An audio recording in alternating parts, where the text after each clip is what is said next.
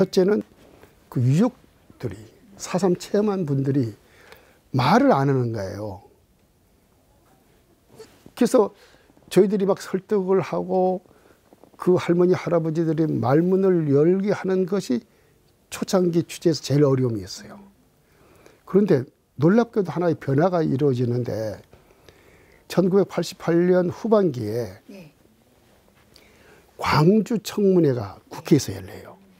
그러니까 5.18 사건에 대해서 국회에서 이제 청문회를 열죠. 네. 그게 이제 그 당시 이제 전국에 중계가 됐어요. 제주의 시골에 계시던 할머니 할아버지도 그걸 본 거죠. 근데 그때부터 변화가 생긴 거야. 그래서 말문이 열리는데 꼭 뭐라고 하냐면 우리 광주 청문회를 봤는데 광주 사건은 광주 사태는 그때 사태라고 하던데 이건 제주 우리 4.3에 비하면 사건도 아니야. 그렇게 이야기하는 거예요. 뭐 텔레비전에 보면 총에다가 앞에 대검을 꽂았느냐 안 꽂았느냐가 상당히 쟁점이 되는데 우리 4.3 때는 그거는 뭐 그런 것이 죽창으로 쫄리고 사람 죽이고 칼로 베고 별의별 수모를 당하고 악한 일을 당하기 때문에 5.18은 게임도 아니야. 뭐 이렇게 하면서 말문을 열기 시작한 거예요. 두 번째는 공안 당국의 이제 감시야. 그 당시 정보기관, 경찰, 그들은 4.3 연재가 지역사회의 안정을 해친다. 그래서 우모양으로 막 회방을 놔요. 우리가 신문에 딱 연재를 하면 그 날짜로 정보과 형사들이 그 증언을 했던 그 할머니 할아버지를 찾아가서 신문에 이렇게 났는데 이런 증언을 한 것이 사실이냐 뒷조사를 다 하는 거야. 그러니까 증언을 했던 사람들이 상당히 위축이 되죠. 그렇게 공안당국에서 그런 어떤 그 감시랄까 우리를 이제 체크를 하기 시작하니까 우리 4.3 연재는 한치의 오보나 한치의 실수도 용납할 수 없는 거예요. 뭐 우리가 이제 기사를 쓰다 보면 때로는 그 사실관계가 틀린 것들이 있잖아요. 그런데 이거는 상당히 예민하게 반응을 했기 때문에 어떤 경우든의 실수를 범해서는 안 돼요. 그건 취재반 기자 문제만 아니고 잘못되면 신문사 존폐 문제까지 걸려 있었어요. 왜냐하면 이념 문제가 따라왔기 때문에. 그래서 그 내가 이제 취재반장으로서 한 거는 검증. 이걸 엄청나게 신경을 쓴 거예요. 그리고 4.3 취재반들이 이제 취재한 그 어떤 기본적인 증언록을 보고 또 우리가 이제 기존에 나왔던 그 자료 또 미국에서 입수한 그 미국 자료 이런 것들을 종합적으로 분석을 하면서 다시 그걸 이제 정리해서 이제 신문에 연재할 때는 내가 그 증언자들한테 꼭 전화해서 재확인하고 그런 그 검증 절차를 밟았어요. 그러니까 돌다리도 두드러가는 그런 검증 절차가 반복이 된 거예요. 제가 생각할 때는 4.3 취재는 상당히 소모적인 취재였어요. 예를 들어서 100을 취재하면 그것이 지상의 신문에 실린 건 한 10 정도, 한 10% 정도만 인용한 거예요. 그러면 8, 90%는 인용 안 되고 그 10%를 버티는 힘이야. 그것이 어떤 거와 비교되냐면 그 빙산하고 생각날 거예요. 왜냐하면 빙산의 얼음 덩어리가 90%가 이제 물 속에 있잖아요. 그 물 밖으로 나온 건 한 10%밖에 안 될 거예요, 아마. 근데 그 밖으로 나온 10%를 90%가 버텨주는 거지. 예를 들어서 어떤 애라는 사람이 신문 연재했는데 아 이거 틀리다. 요건 요런 내용이다. 이렇게 항변이 올 때가 있어요. 그러면 우리는 벌써 그 사람이 항변한 내용까지 전부 알고 있어야 돼. 근데 우리가 조사한 바로는 그것은 오바가 된 거고 그것은 부풀려진 것이고 그렇게 해서 전부 해쳐가는 거죠. 그러다 보니까 이제 우리 취재반의 이제 신뢰도가 높아진 건데, 사실은 이 4.3 취재반이 했던 연재가 나중에 보면 4.3의 어떤 역사를 이제 재정리, 어쩌면 새롭게 쓴 거죠. 새로운 길을 만든 거야. 진실의 새로운 길을 만들었고, 또 제주도민사회에서는 닫혔던 말문을 열게 한 것이고, 이게 축적이 돼서 나중에는 뭐가 됐냐면 4.3 특별법 제정운동의 가장 큰 이제 그 자료가 되는 거고, 그 이후에 4.3 특별법 만들어진 다음에 정부위원회가 생겼을 때 이제 4.3 취재반장 나하고 4.3 취재반원인 김종민 기자하고 이 두 사람이 이제 그 정부위원회에 들어가서 정부의 진상보고서를 만들 때도 핵심적인 부분에 이제 기소를 하게 되는 거죠. 그런 것들이 4.3 연재에서 끝인 것이 아니고 도민사회의 변화, 4.3의 재정립, 그 다음에 정부위원회의 그 진상보고서까지 연결돼서 아주 제주 4.3이 탄탄한 진실규명 역사로 지금은 과거사의 이제 하나의 전형 모델이 됐어요. 2003년에 정부의 진상보고서를 실질적으로 실무 책임을 맡았잖아요. 그 이후에 뭐 한편에서는 정부의 보고서가 제2탄으로 나와야 한다는데, 정부 쪽에서는 그런 입장이죠. 지금 4.3인 경우에는 정부 보고서도 나왔지만 다른 과거사는 그런 정부 보고서도 한 권도 없지 않느냐. 사실은 5.18도 그래요. 광주가 보상까지 받았지만 정부 보고서가 없어요. 그래서 몇 년 전에 5.18 진상규명특별법을 만들어서 이제야 진상규명을 하고 있는 거야. 근데 그에 비해서 4.3은 정부 보고서가 나왔고, 그 이후에 추가 진상 어떤 조사 내지는 보고서가 필요하다고 해서 그것을 이제 4.3 평화재단에 위임을 했단 말이에요. 그런데 물론 2012년 추가 진상 조사단이 발족해서 뭐 4, 5년 이렇게 조사도 하고 했는데 그 사이에 보고서를 못 만들었어요. 내가 2018년에 이사장으로 부임해서 가장 큰 숙제가 이 추가 보고서였어요. 그래서 조사연구실도 만들고 또 집필팀도 만들고 이렇게 해서 어렵게 이렇게 만들었는데, 과거의 정부의 진상보고서는 4.3의 어떤 기둥, 뼈대를 세웠다 그러면 이번 추가 진상조사보고서는 그 기둥 속에 이제 방을 만들고 구체적으로 이제 살을 붙인 거예요. 우리가 770페이지에 이르는 추가 진상보고서를 보면 상당히 디테일하게 들어가 있어요. 도표만 무려 198개나 만들어져 있어. 그리고 50명 이상이 한 장소에서 반복적으로 학살된 곳 26개를 찾아서 그 학살된 사람들의 그 희생자 이름을 전부 이제 지금 기술하고 있거든요. 이런 그것을 이제 이번에 발간을 했는데, 국내에서 지금 이 책을 달라는 사람도 많고, 특히 유족들이 자기 이름들이 막 들어오니까 그래서 이제 좀 관심을 갖고 접근을 하고 있어요. 우리는 이번에 추가 진상보고서를 제1권으로 규정을 했습니다.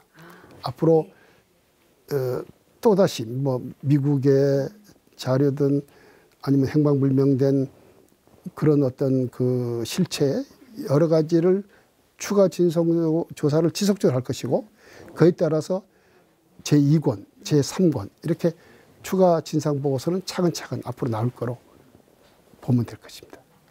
4.3의 정신, 가치, 이거는 분리해서 봐야 하는데, 4.3의 정신을 만약에 규정한다면 나는 통일운동이라고 이렇게 이야기할 수 있어요. 통일운동. 왜냐하면 한반도가 두 쪽 나는 것을 반대해서 단독 선거를 보이콧했다가 엄청나게 터진 거거든요. 그러면 4.3 가치는 뭐냐? 4.3은 반세기 동안 덮어진 역사였어요. 그러니까 그 속에서 우리가 뭘 했냐면 진상규명을 했단 말이에요. 그리고 더 나아가서는 이제 그것이 진상규명에 머물지 않고 화해 상상이라는 그런 어떤 슬로건을 갖고 지금 나가고 있단 말이에요. 그래서 저는 이제 4.3이라고 하는 것은 세 가지의 얼굴을 갖게 되었다.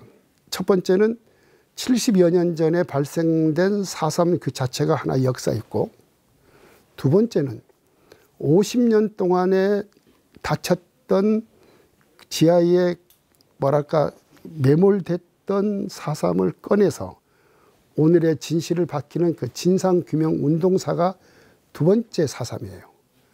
그 다음에 나아가서 세 번째는 뭐냐. 이런 비극적이고 불행한 역사를 딛고 이제는 제주도민들이 평화를 이야기하고 인권을 이야기하고 화해와 상생을 이야기하게 됐단 말이에요. 그러니까 화해와 상생, 그 다음에 평화, 인권, 이것이 하나의 우리가 추구하는 가치가 된 거예요. 그러니까 정신하고 가치는 좀 구분할 필요가 있다, 이렇게 말씀을 드린 거죠.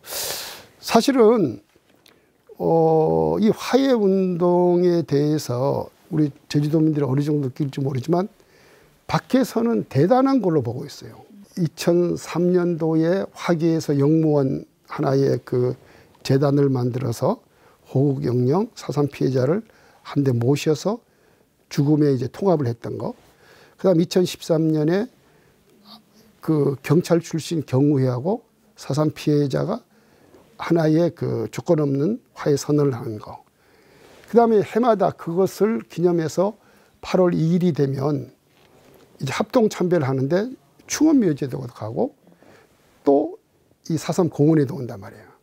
그때는 무슨 4.3 유족회 경우회만이 아니고 여당 도당위원장, 야당 도당위원 정도 오고 뭐 교육감도 참석하고 도지사 참석하고 이런 식으로 일을 진행하고 있단 말이야. 그러면 우리는 4.3의 치유를 위해서 제주도에서는 진보와 보수, 민과 관, 여와 야가 한 배에 탄 거란 말이에요. 이건 매우 드문 사례예요. 제주도민들이 펼치는 화해운동이 남아프리카의 화해운동을 뛰어넘어서 앞으로 갈 수 있다는 걸 지금 국내외에서 느끼는 거예요, 지금. 더불어서 더 하나 이야기한다면 미국의 대학에서 4.3의 진실규명 역사, 대통령의 사과, 화해운동, 이것을 연구해서 박사학위 논문이 2편이나 나와 있어요. 이거는 상당히 변하고, 또 특히 그 우리가 주목받는 것은 갈등 가운데 제일 풀기 어려운 갈등이 이념 갈등인데, 이념 갈등을 우리가 풀고 있다는 거예요.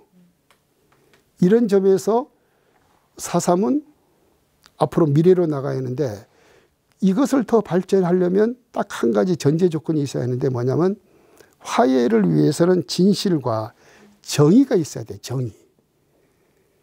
그러면 정의는 뭘까? 만약 국가 권력이 잘못했다 그러면 국가 권력이 물론 대통령 사과라고 하는 그런 조치도 했지만 피해자들에게 합당한 후속 조치를 해야 돼. 바로 그것이 뭐냐면 피해자들에겐 배부상 문제가 되는 거야. 따라서 지금 우리가 운동하고 있는 4.3 특별법 개정안이 국회를 통과함으로써 지금 나머지 어떤 과제를 할 수 있는 그런 것들을 해결하면 우리는 4.3을 통해서 진실규명과 정의를 실현하는 그런 한 단계 높은 그런 과거사 해결에 종착적으로 갈 수 있을 거예요. 저는 2년 전에 그 4.3 70주년을 계기로 해서 전국하는데 상당히 큰 그 힘이 됐다고 봐요.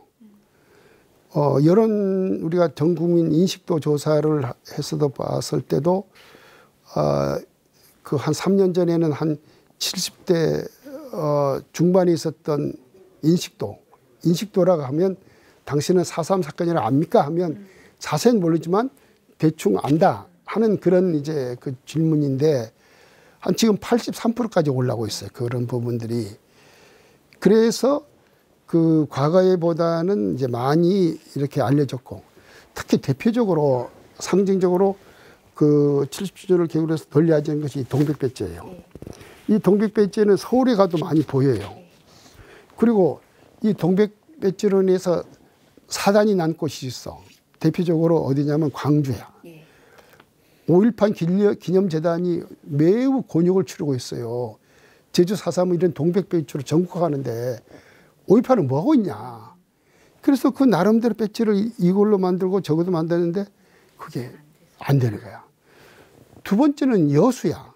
여수 사건이 있는 여수에 가봤더니 아니 동백섬은 우리 여수 앞에 있는데 왜 제주 4.3이 동백을 갖고 가느냐 이렇게 항의를 받아요. 그러니까 부러움이지 사실은. 근데 이런 하나의 그 심벌 이런 것들도 많이 이제 알려졌고 또 그 전국화에서 세계화의 문제인데 우리가 이제 그런 문제를 좀 더 업그레이드 시켜서 작년에는 유엔 본부에 들어가서 심포지움을 했잖아요. 그때도 미국 학자들, 종교인, 그다음에 언론 이런 데에서 많은 이제 관심을 갖고 조명을 했고 물론 미국의 어떤 책임 문제 역할을 추구하는 것이 쉬운 일은 아니에요. 좀 쉽게 표현하면 거대한 바위에 계란 던지는 그런 무모함도 있어요. 근데 저희들은 계란이라도 던져야 미국 사회에 양심 있는 지식층, 언론, 종교인 이런 데를 자극을 받고 뭔가 터질 것이다. 스파크가 일어날 것이다. 그런 기대를 갖고 이제 가는 거죠. 금년 늦가을에는 지금 미국의 수도 워싱턴에 가서 또 4.3 행사를 하려고 하는데 이 코로나 사태가 어디까지 갈지는 아까 미주에서 좀 걱정이죠. 일단 우리가 4.3 평화재단의 홈페이지에 보면 다양한 자료들이 있어요. 다양한 자료에서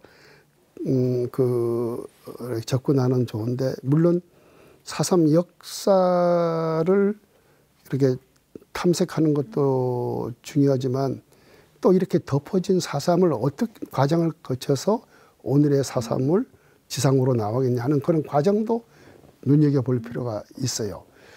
그래서 우리는 이 4.3의 대중화에 매우 많은 신경을 쓰고 있는데 우리 4.3 재단에서 지금 금년에 하고자 하는 것은 크게 보면은 두 가지인데 이 4.3 오페라를 지금 준비하고 있어요. 순이 삼촌. 그래서 금년 10월에는 서울 세종문화회관에서도 그 오페라를 공연하려고 이렇게 준비하고 있고 또 하나는 JDC하고 지금 서로 협업을 해서 대중 영화를 만들려고 좀 시도해요. 쉬운 작업은 아닌데 4.3을 소재로 한 대중 영화 이런 작업을 통해서 대중성 확보가 중요하지 않느냐 이렇게 생각을 하고 있죠. 제가 그 언론 환경을 보면 과거에 비해서 나아져야 하는데 어쩌면 더 열악해지지 않았느냐 하는 그런 안타까움이 있어요. 그럼에도 불구하고 기자들은 사명감을 갖고 끊임없는 자기 성찰이 필요하다. 성찰이라는 것은 되돌아보고 반성하는 거죠. 제가 기자할 때도 후배들에게 그런 이야기죠. 이 경종을 해야 한다. 경종은 뭐냐? 내가 이 주먹 쥐고 자기 머리를 이렇게 두드려 보는 것이다. 그래서 자기 머리를 두드리면서 자기가 썼던 기사가 제대로 된 것인지 자기 주제가 제대로 된 것인지 반성과 자기 검증이 필요하다는 거예요. 사람은 항상 편한 곳으로 가잖아.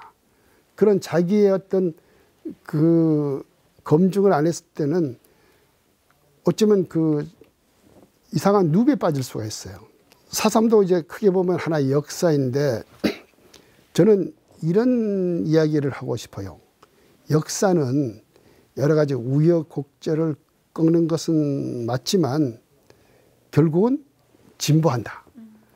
이렇게 해서 뭐 1년, 2년 단위로 보면 어떨지 모르지만 10년, 20년, 30년 단위로 보면 이게 우여곡절 꺾어도 진보하고 있어요.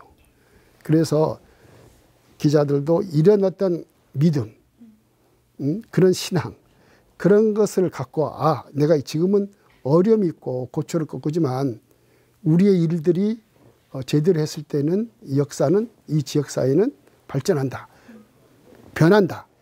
이런 어떤 동기부여랄까, 그 자신감, 믿음, 이런 것을 가져야만이 어려운 시국, 어려운 환경에서 해체할 수 있으리라, 이렇게 생각해요.